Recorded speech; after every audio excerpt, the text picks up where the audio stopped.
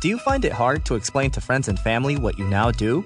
Are you wasting valuable time by attempting to figure out challenges on your own? We have created a community for ex-corporate people running their own business who want to live a life they love whilst giving back to their community. This is the Build, Live, Give show.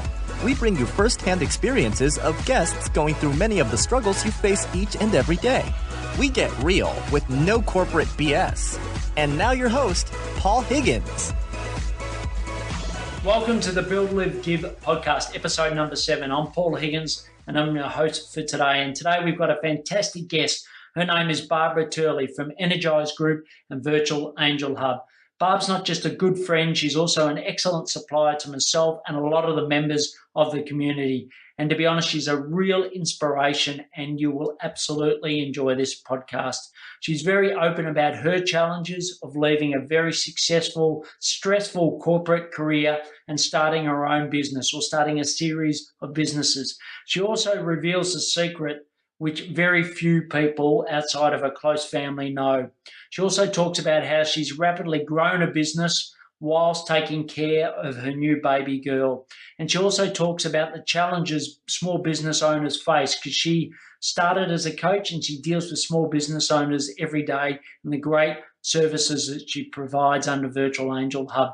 She'll also talk about her growing pains as she's grown this global business and her team. And once again, she really peels back and talks on a first-hand account as to how she's managed some of those struggles. She also talks about her desire to give more and the fact that now that her business is in slightly better shape, she's actually going to be doing that. And she also talks about what every small business owner, one thing that they should do, and it's not what you think. She's a ball of energy. She's a seriously smart operator, and she's got a fantastic accent, which really helps you want to listen to this. So grab your pens and paper, because Barb really rocks this podcast. And what's happening in the Build, Live, Give community, we continue to grow it, and there's lots of 5-star reviews coming in, so please continue to like it. If you love this podcast with Barb and others, please leave a 5-star review so we can build the community up. And if you want to find more about joining the community, go to buildlivegive.com and you can find out how to join our free Facebook group. Anyway, that's enough from me. Now over to Barb Turley from Energise Group and Virtual Angel Hub. So welcome, Barbara Turley, owner of Energise Group and Virtual Angel Hub, to the Build, Live, Give podcast. So, Barbara, we're going to get to know you more through this podcast, but I'd just love to hear a bit of your backstory. How did you get to where you are today? Hi, Paul, and thanks very much for having me on your podcast. I'm really delighted to chat to your listeners, because I know there's so many people that will have a journey that sounds a little bit like mine. So, look, I spent 15 years in the corporate world in investment banking, mainly in the trading floors of equity trading desks, which was very fast and dynamic and a lot of fun.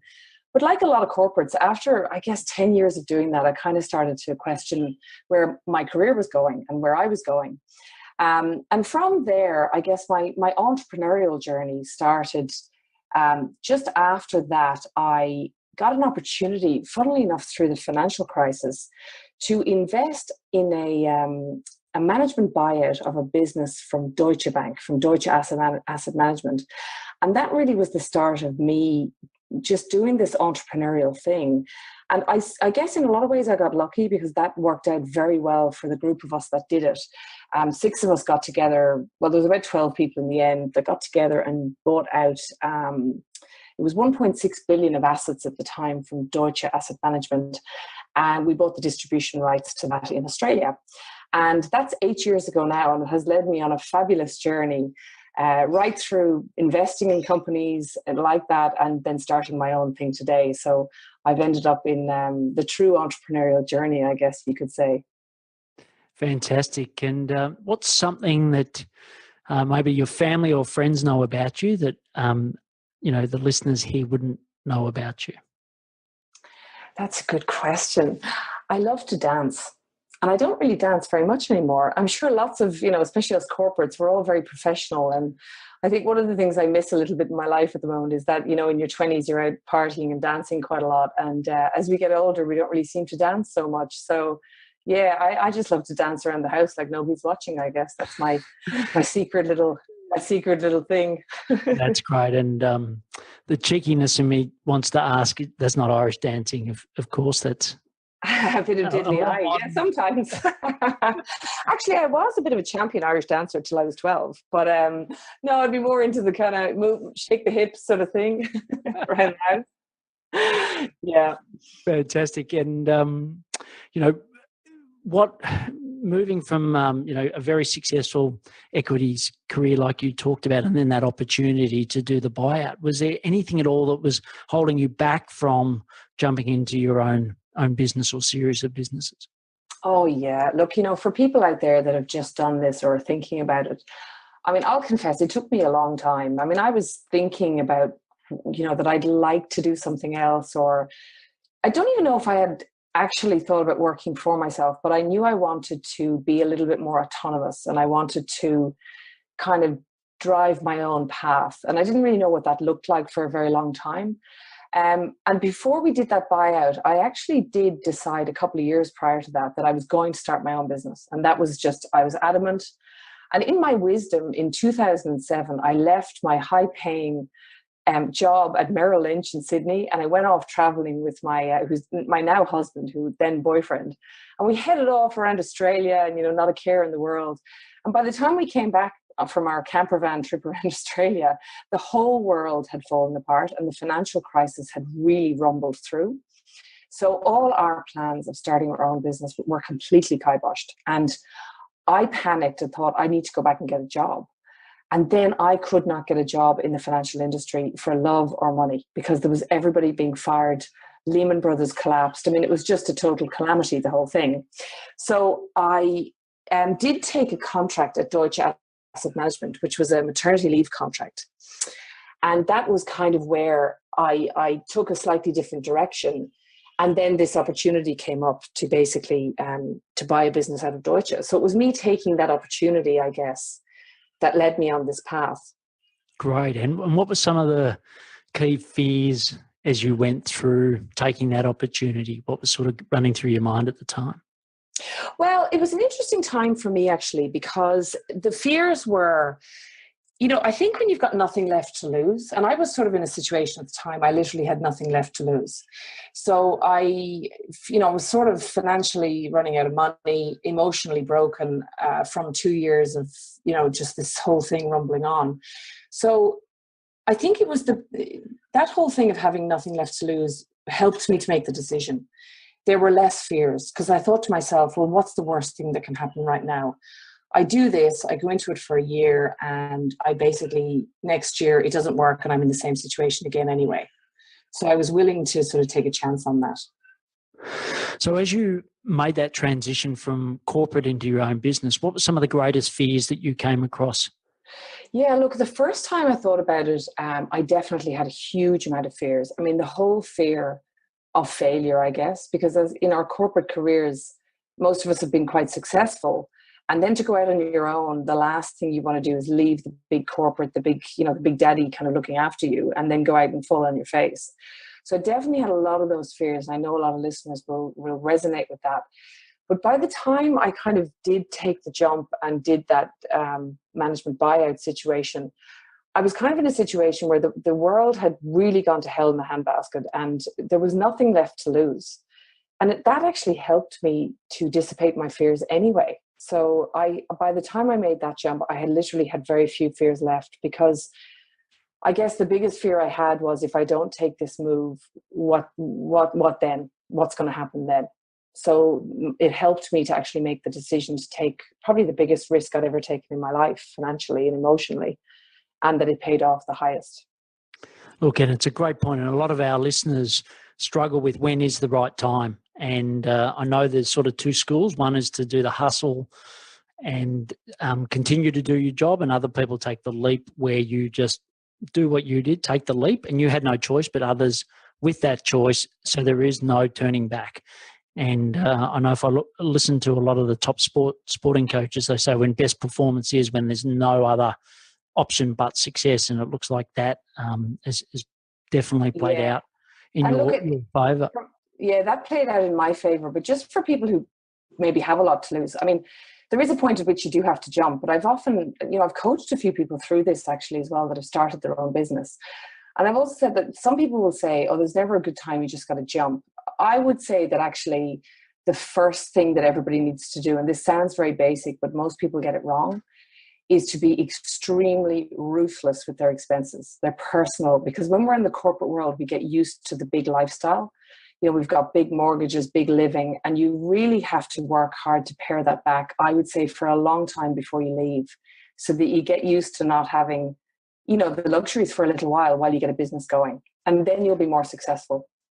Yeah, look, I think that's great advice. And someone once said to me, say it's going to take 4 times the time and twice the money. Yeah, twice 4 times the money. Yeah. To get there. And I must admit, like for me, it was like leaving uni again. And that's the way I treated it. I remember my first hotel stay in Sydney. It was, I don't know what they were doing in the room next door, but it wasn't something I'd be doing. And it was, I think $50 a night. And I'd gone from 5-star Coca-Cola to like $50 a night near the airport. But I've done that. Yeah, that's exactly. And I took a video of it thinking that one day I'll look back on this and smile, but I certainly wasn't at the time. Well, I'll give you a clue. I felt, I literally had no car for about 2 years. I just got rid of everything because I wanted to do this so badly. And I just took everything I had, got rid of it all. I needed to come up with some money to actually do this management buyout. And I put in, how I actually did it was I put in a huge amount of sweat equity. So I got it that way as well. So I know it's hard, but it's that level of commitment that you want to do it, and you have to take some pain. That's the truth. And I think it's great advice. And I think it's, and share, make sure that everyone's on the same page. I think for me, my learning was that I sort of did okay, but to have my wife and children all on the same page, because I used to yes, and all of a sudden it was like no.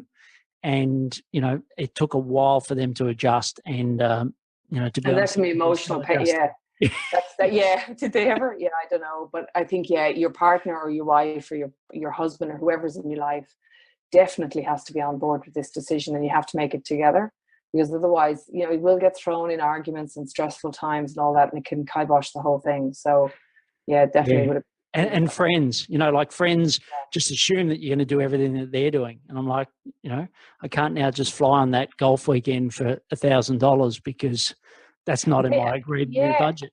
And they also don't want to hear, I don't have the money, because you're going to get sick of saying that. It's embarrassing to keep saying it, but that's going to challenge you as well emotionally. So there's all these things to think about, I guess. Those are the things that will affect you. Yeah. And what sort of help did you get as you went through overcoming some of these things? Who did you draw on? How did you solve some of this? Oh, I'd love to say that I did draw on some, help, but honestly, I think I just hid for a long time, which is probably not the right advice to give. But I sort of, I did sort of change my circle of friends a little bit, which is not the best thing to do, but I just felt the need to do that. And I just kind of cocooned myself a little bit. I just felt the need to distance, and just get this right. I was working a lot anyway, so I guess that's what I did, but that's not the right thing for everyone. I think other people would have to make sure that they've got like some close friends that are really going to support them in that. Or the other great thing to do, I did actually make a few friends that were doing the same thing as me. They were entrepreneurial, and then we stuck together really closely because they understood my journey. So I would advise that, definitely. Yeah, look, I think that's great advice, that mastermind, because I think it's not good to bottle it all up and always say to your friends and your family, because you don't want them to worry. You say everything's great, but deep down inside it may not be, but it's great to have, people that are going through a similar journey and share that with you. So absolutely. I think, that's spot on. And, if you sort of fast forward a little, how do you currently make revenue in your multiple businesses? So one thing I would like to point out to the listeners is, my journey also was actually quite shaky after I did start my own business. So the first thing I started went okay. I launched an online program and sold a few, but I'll be honest with you, I kind of broke even on it. And I, emotionally found it very difficult to get through that period. And then I sort of shut down for a little while after that because I was making money as a business coach initially, which actually I will say is a great way. to not necessarily business coaching, but doing one-on-one consulting or coaching is a fabulous way to get started, because you sort of see then where you can go next. And I wasn't killing it, doing that, and I wasn't really enjoying it that much either, but I was sort of making okay money. But what I noticed during that period was that most of the clients, in fact, all of the clients I was working with, the biggest problems they had was lack of time and not necessarily lack of ideas. So in my own business ventures, I guess I don't know why I knew this, because there was no reason for me to know this, but I was always very into automation and teams. And I had hired 2 virtual assistants to help me in the Philippines, because I knew that they were cheaper over there and I knew I was going to need help. So I hired 2 people straight away to help me with lots of different things. And then I started recruiting people, VAs in the Philippines, for some of my clients, because I was like, look, we can't work on strategy unless we can free up some of your time, because you're doing all this stuff. And that worked exceptionally well. I got very good results for some clients that I was working with. And before I knew it, I wasn't getting calls from people looking for a business coach. So it wasn't like people were saying, oh, wow, she's an amazing business coach. I was getting calls from friends of theirs saying, I want one of those VAs. When can you get me one? And I think there was a week, I must have gotten 5 phone calls in the same week, and I was on holiday. And I said to my husband, do you reckon there's a business in this? It's like I'm not even advertising this, and people are asking me, can they pay me money to do this? So to cut a long story short, Virtual Angel Hub was born within about 2 weeks, with no website, no name, nothing. We were just recruiting and managing VAs for people. And look, we're 3 years in now, and the business has completely boomed, as you know. So I ended up changing business completely. So now I'm in the business of recruiting and training VAs in the Philippines. Like, who knew that would happen? Great. And I don't know, in other podcasts we've talked about the importance of the ideal client, and I think it's great that you knew your ideal client and they told you what they needed, and you've just provided that, which is the typical MVP. And about finding your ideal clients now, how do you go about continuing to find the right people for your virtual assistant business? Well, look, digital marketing was a major interest, and I got deeply into that after I left the corporate world. And I guess a lot of the places that we find the ideal client, a few different places. We do a lot of content marketing, so we write content in a certain way and drive traffic to it that we know our clients are kind of the right client for us, is looking for that online. And then we also use referral partners. So we've got a few great partners that have the right client for us, and they typically send clients our way and recommend us. So that we do very well that way. And then I do quite a lot of webinars. So I haven't done one for a while now, but last year I did quite a few at the beginning part of last year. So webinars have been very good for us as well, of driving traffic to our business. Great. And as far as live versus automated, what's your view on that with webinars? Oh, you know what? I've always done them live. I have no issue with automated webinars. I'd love to get my automated webinar strategy going. I just haven't managed to do that yet. But look, I've been on automated webinars myself. And really, if the information is something I want to know, I actually don't care if it's live or not. I just want to know the information. Yes. So I wouldn't stress about this automated versus live thing. I'm not a digital expert by any stretch, so I'm sure the digital guys will tell you the opposite. But honestly, if somebody wants the information that you have, they want to listen to it now. They don't want to wait a week for a live one. Yeah, no, look, that's great advice. And, over the 3 years, you've obviously grown the business extraordinarily well. What are some of the biggest challenges you've faced whilst growing it? Oh, yeah. So look, in the beginning, I think, one of the tips I would give anyone is you absolutely have to find, like, if you want to make a lot of money and get a business that really works for you, you have to find something that people will literally fall over themselves to pay you to do. So you got to find a problem. And I know this is this whole problem solution gap thing that everybody talks about, but I had read about it and knew about it, but until I found the actual problem that my clients and my ideal people were having, I didn't quite know exactly how pivotal that point is, that you have to find a problem that people are having right now. So for example, I was selling a program, a wealth program for a while. And although people told me that, yes, they wanted to create wealth and yes, they wanted all these things in their lives, I realized that that was something they wanted in the future. Right now, what they actually wanted was time. And so that's where my idea came from. So I, started the business on that premise. But very quickly, then I realized that that was the first problem. But what you're going to find is there's so many problems after that, and you have to keep pivoting and evolving your business. And I found that quite challenging in the beginning, because just when you think you're onto something and everyone's delighted with your service because you've solved the first problem, then the second problem raises its ugly head. And our second problem was that we discovered very quickly that a lot of people didn't really know how to delegate effectively. They didn't really know how to communicate effectively with an offshore VA. They sort of were confused about how to make it work. So that caused a lot of problems. And we had to rebuild the whole business around that problem. And then, of course, the third problem raised its ugly head of HR issues, like genuine HR issues in the Philippines. So, I think you just have to say to yourself that there are going to be challenges, and you're going to have to, I got very upset about so many challenges. And looking back now, I think, well, I should have just said to myself, okay, how do we remove this challenge from our process? How do we fix our process such that this challenge goes away? So that would be the best advice I could give, having gone through it. Fantastic. And that's great advice. And if we move now a little on to the live part of it, obviously you're a new mum to Yes. Ruby, which is fantastic. Balancing motherhood, running Virtual Angel Hub plus other interests. How do you go about doing that? I don't like the word balance, but how do you sort of manage that new lifestyle? Yeah, I mean, obviously it's a unique challenge. And look, I think whether you're having a baby or you just, most people have kids and things at this stage, or partners, or things they want, or like hobbies that just they love to pursue. So for me, I'm probably tooting my own horn here, but for me, the massive thing was getting delegation right and firing myself from as many processes as possible in the business.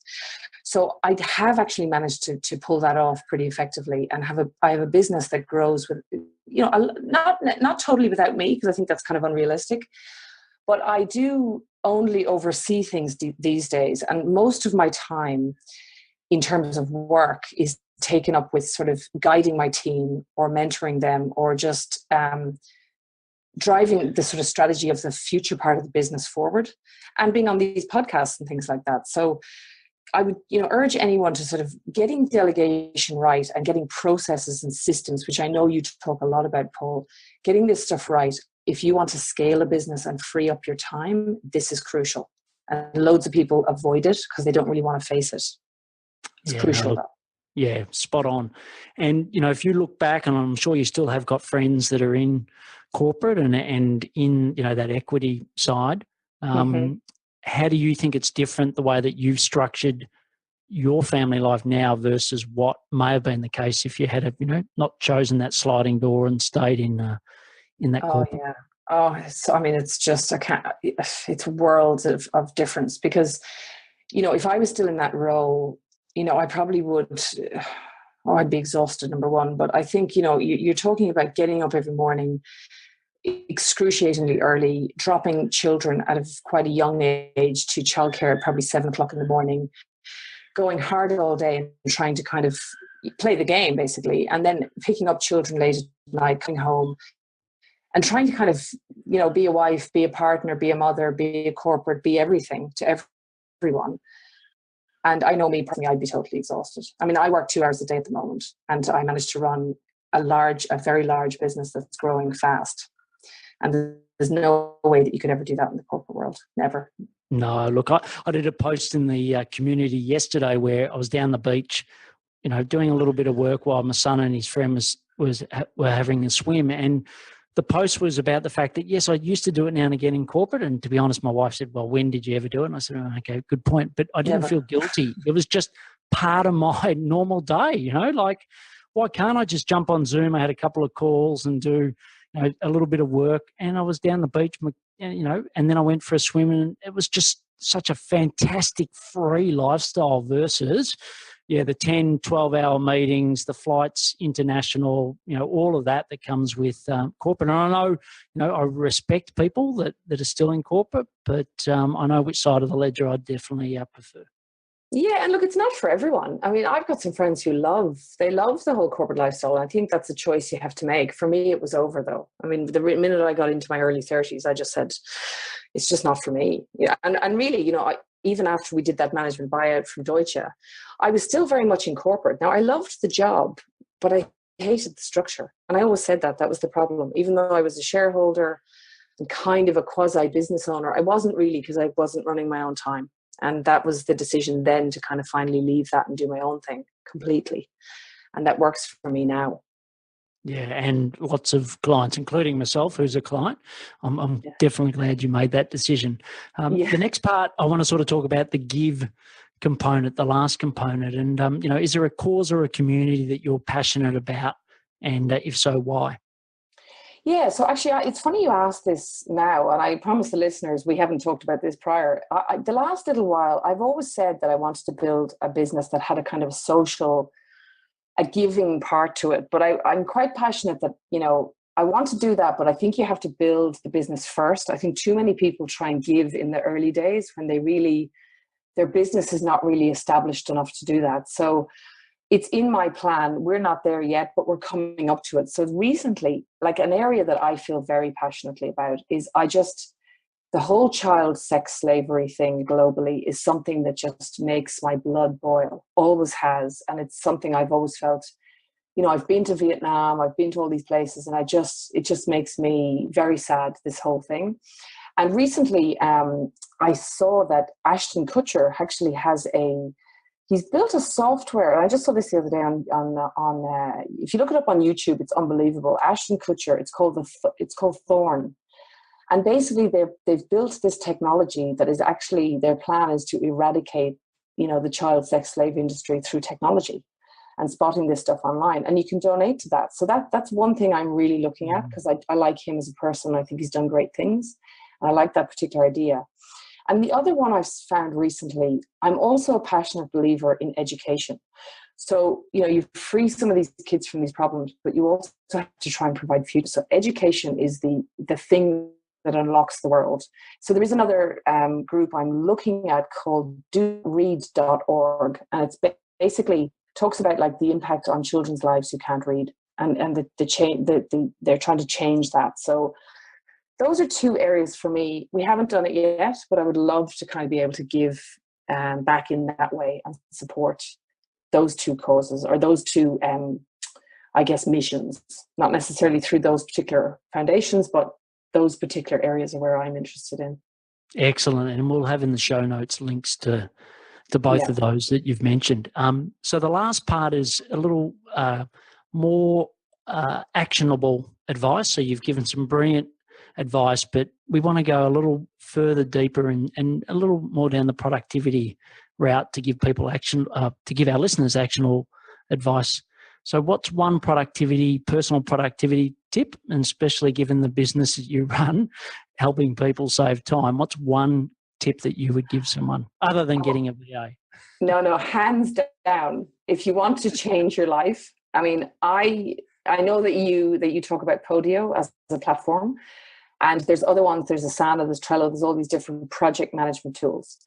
Please, please, please, if you don't do anything else, please learn how to use one of those tools. They're very easy, and eradicate things like email, and just manage your productivity and your task lists and your projects and your quarterly strategy meetings and everything.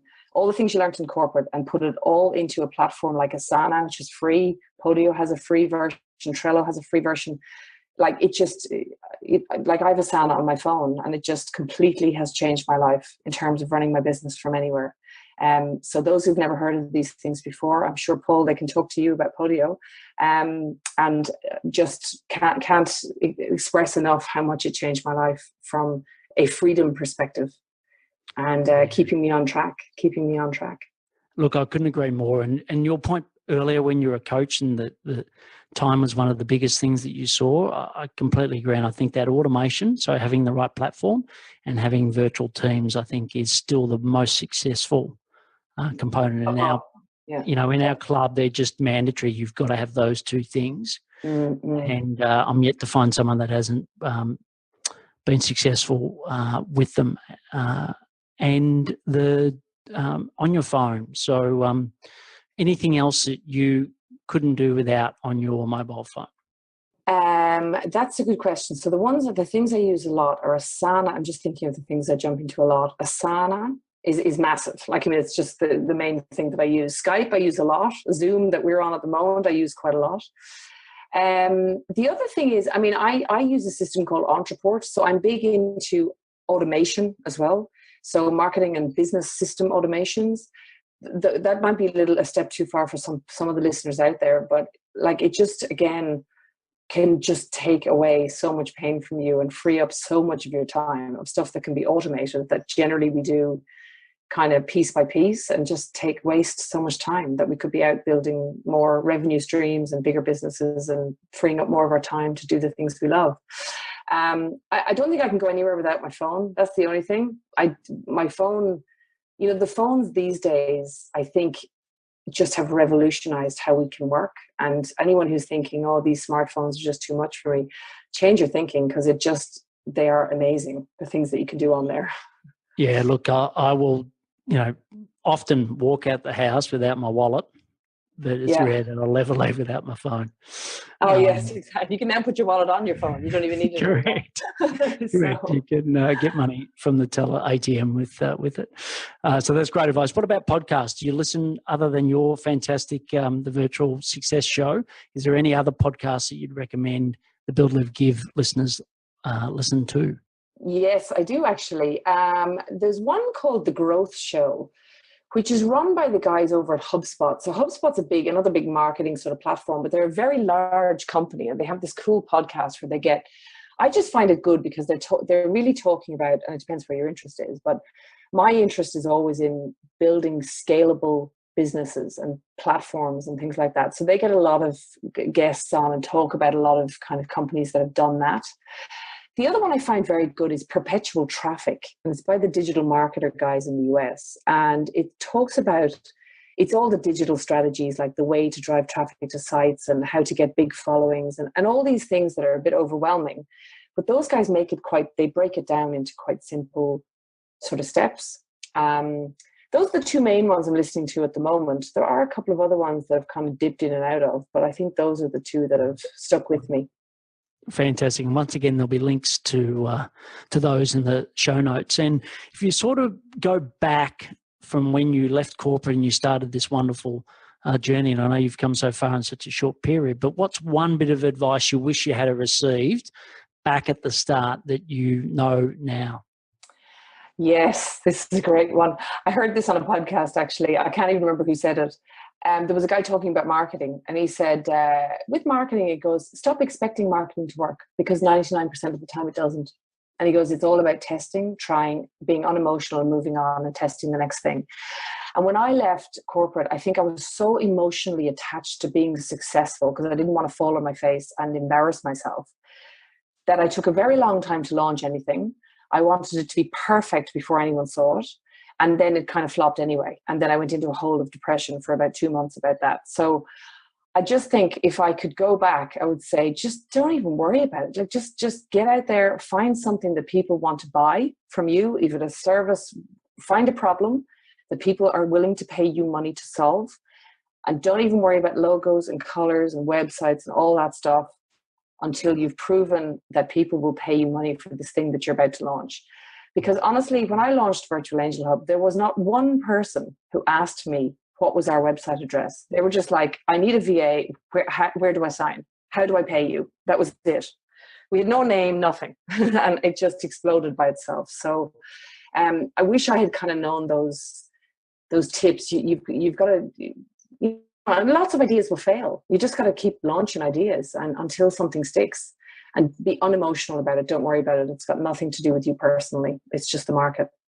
Oh, I totally agree. And, I came from a my Coke days, we had, billions of dollars in marketing spend. And I can tell you, we had the exact same issues where my budget is, thousands of dollars. It's the same thing. We used to joke and say 50% of your marketing works, 50 doesn't. The problem is you don't know which 50. Exactly. And, I think your advice is spot on. You just got to get out there and do it. And no one ever looks at your world the way you do. So we spend all our time looking at our world, but customers are that busy. It's just a speck in their day.